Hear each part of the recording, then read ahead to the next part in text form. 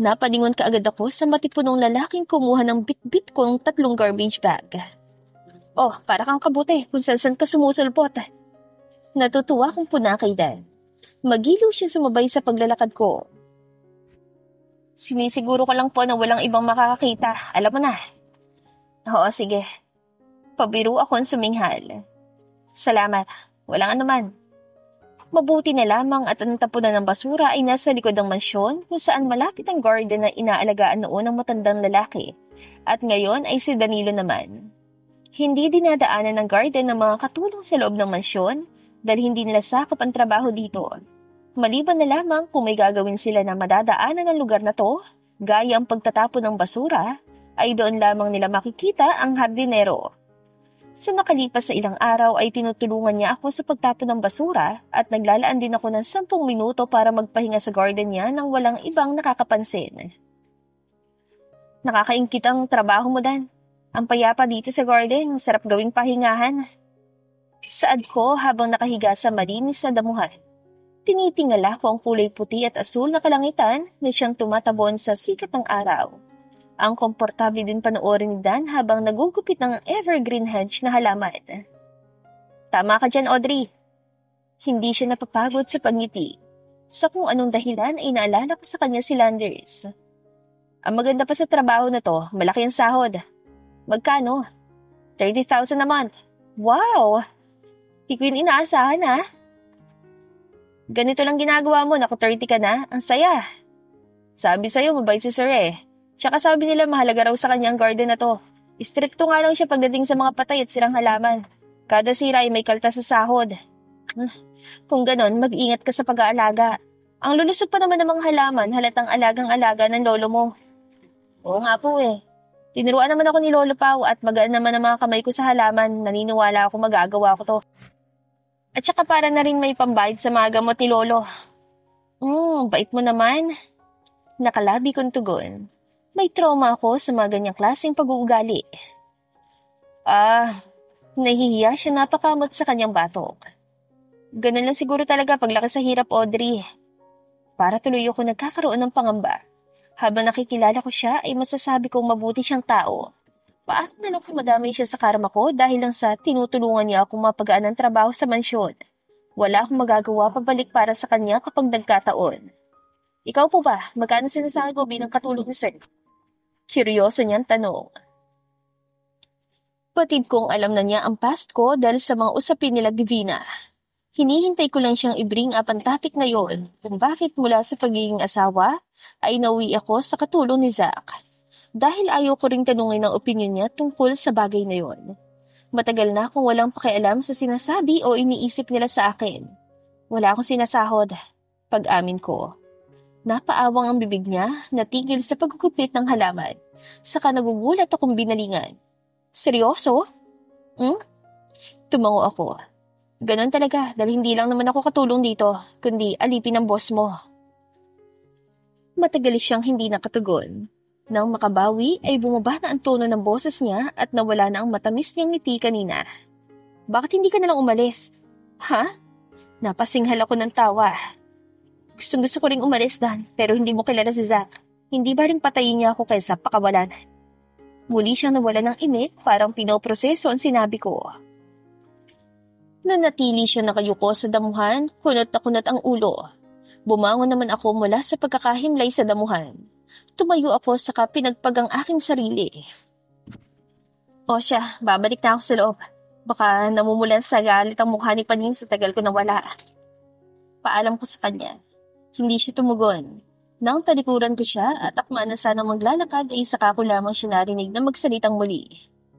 Ang totoo niyan, ayaw magkaroon ng anumang ugnayan sa'yo, Audrey.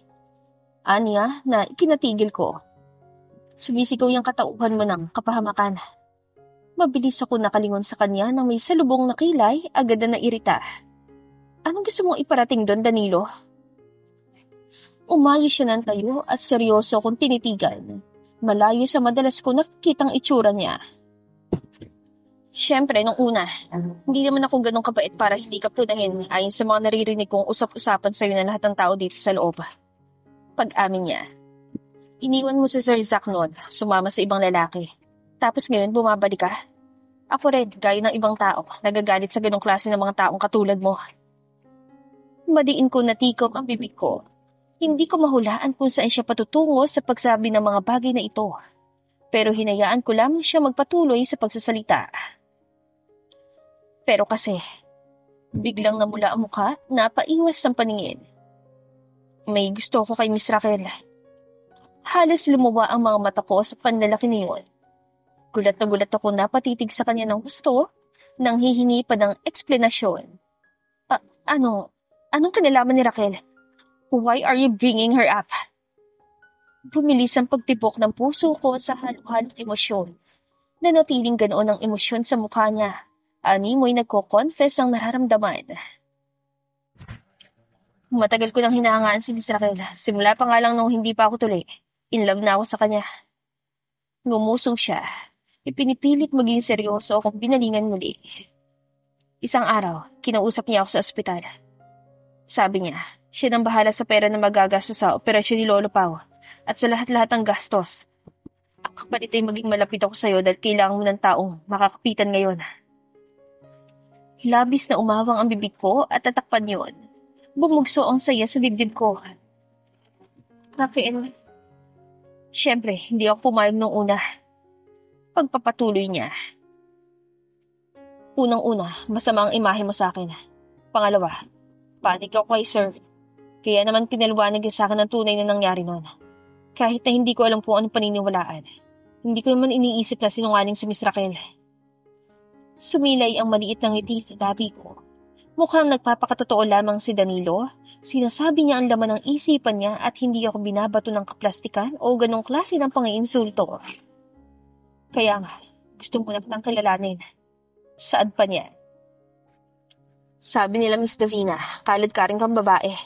Sumama kay Sir matapos kang iwan ng aktor na yun na sumikat lang naman dahil sa'yo. Si Landers, napalabi ako. Ngayon, totoo bang gusto mong umalis ang mansyon? Na hindi totoong higad ka na nakadikit kay Sir Zack para sa pera o ano? Dahil ayokong tumulong sa maling tao. Pero ayoko ring tanggihan si Miss Raquel sa pakiusap niya sa akin. Nakagat ko ang ibaba kong labi sa tumango ng 2 beses. Hindi nagsisinungaling si Raquel.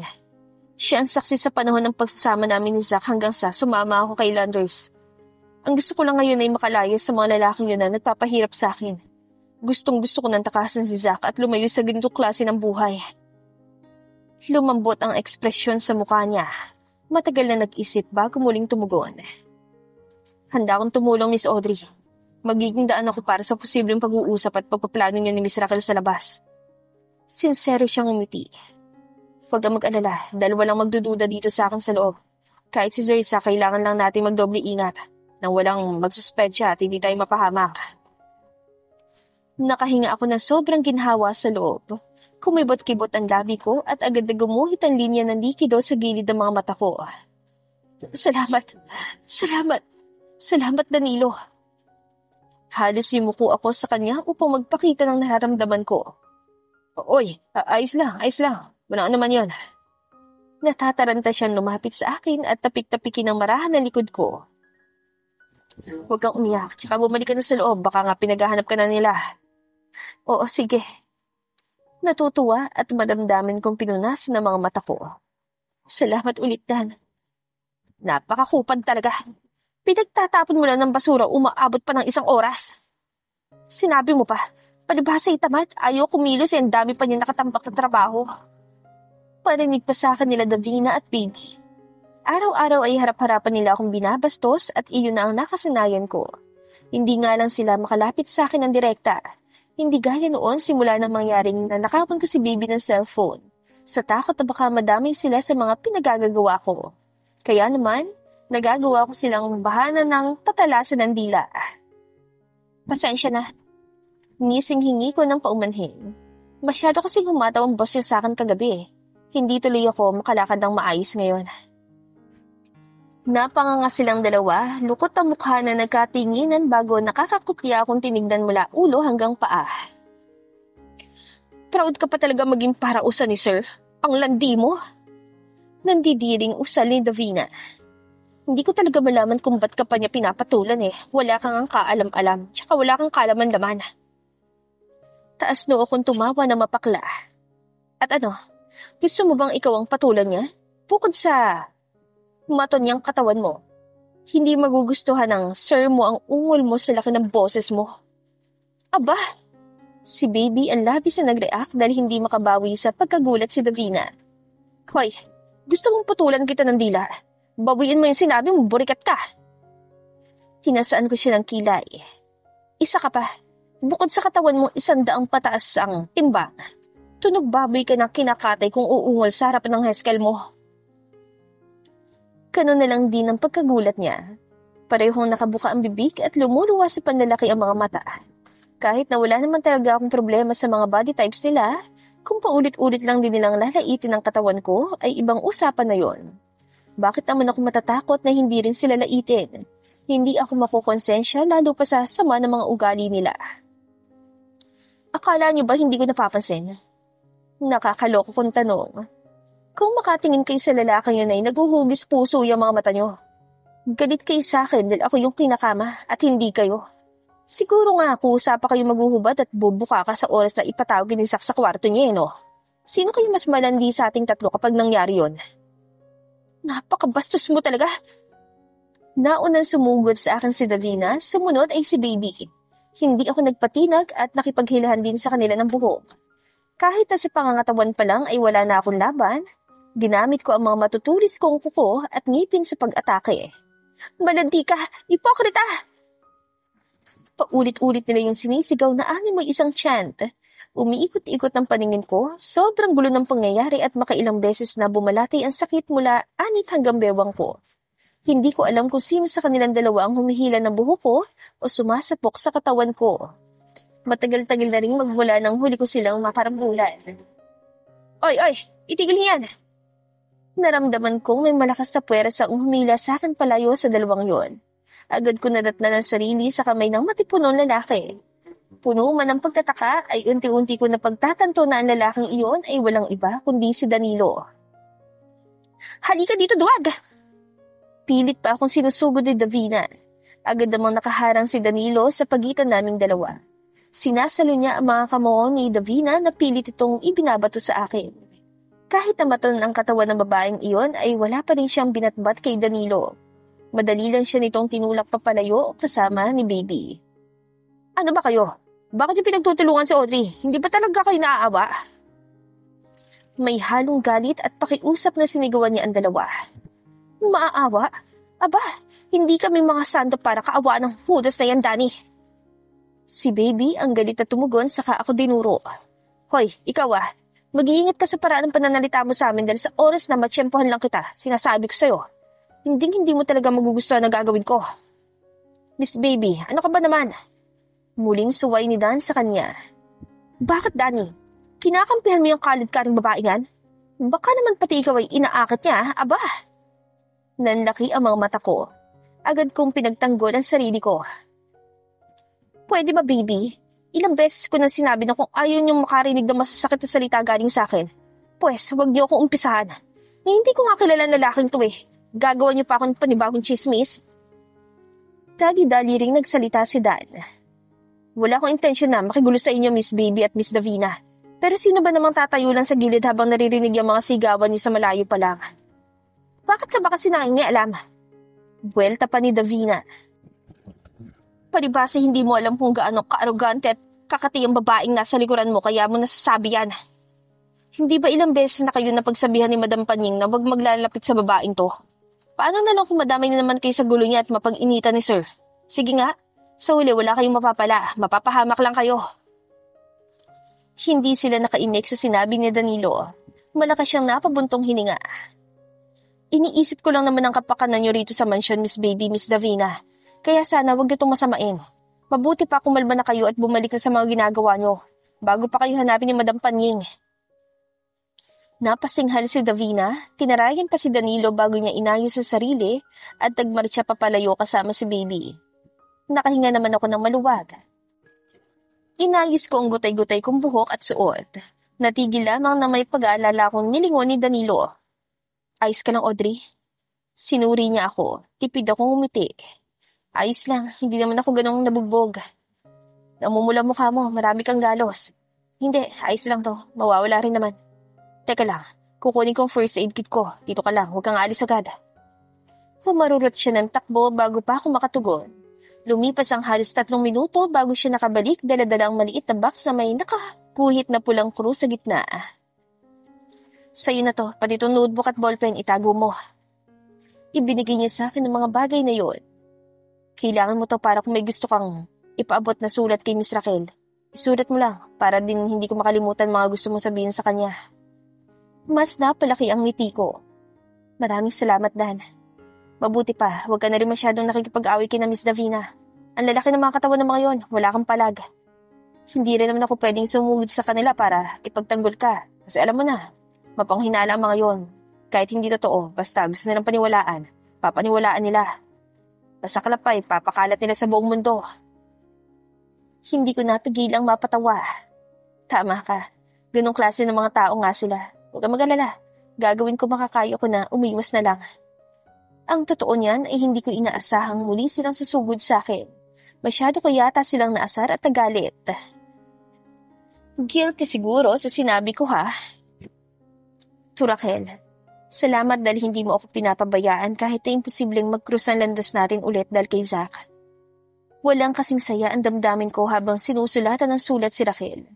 Subalit puro lamang iyon pasasalamat at kagalakan na makita siyang muli. Hindi ako nagbigay ng ibang mga detalye, gaya na lang ng paghahangad ko na makatakas sa mansyong ito. Kailangan ko muna makasiguro na sa kanya makakarating ang sulat. Kahit na mukhang sincero at mapagkakatiwalaan si Danilo, ay may kung ano pa rin sa loob ko ang ayaw magtiwala ng basta-basta. Lalo pat ilang beses na ako natraidor ng mga taong minamahal at pinagkakatiwalaan ko ng buhay ko. Kailangan ko munang makasiguro na hindi lang ako niloloko ni Danilo at lumabas na siya'y tauhan talaga ni Zach. Nang matapos ay tinago ko ang notebook at ballpen sa pinakailalim ng aparador. Pagkatapos ay saka ko lamang ginamit ang first aid kit para linisin ang mga galos at kalmot na natanggap ko sa kaninang sabong. Lumabas ka na dyan. Nandito na si Sir. Kalampag ng isang babae sa aking pintuan mula sa labas.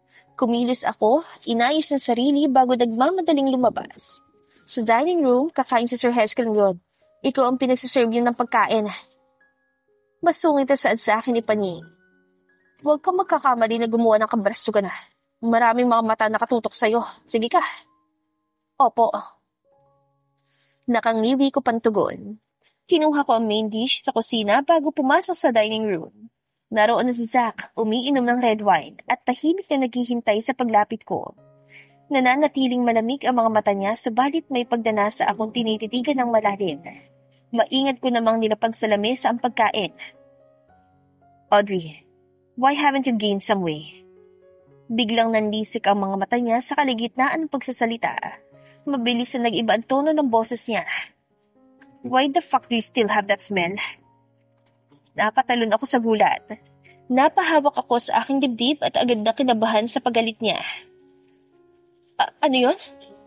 Puno ng pagtataka at kabakapang tanong. Inamoy ko ang sarili ko. Pero bukod sa natural na amoy ng pawis ay wala na akong naaamoy pa. Matunog niyang hinampas ang lamesa at biglang napatayo. The same smell of a man is lingering all over you. Basura? Tinaliman niya ako ng tingin. So, you made contact with the garbage man? Natural. Nagtatapon ako ng basura eh. Pinaliitan niya ako ng mga mata. Nakita ko ang unti-unti niyang pagkalma, saka siya muling naupo.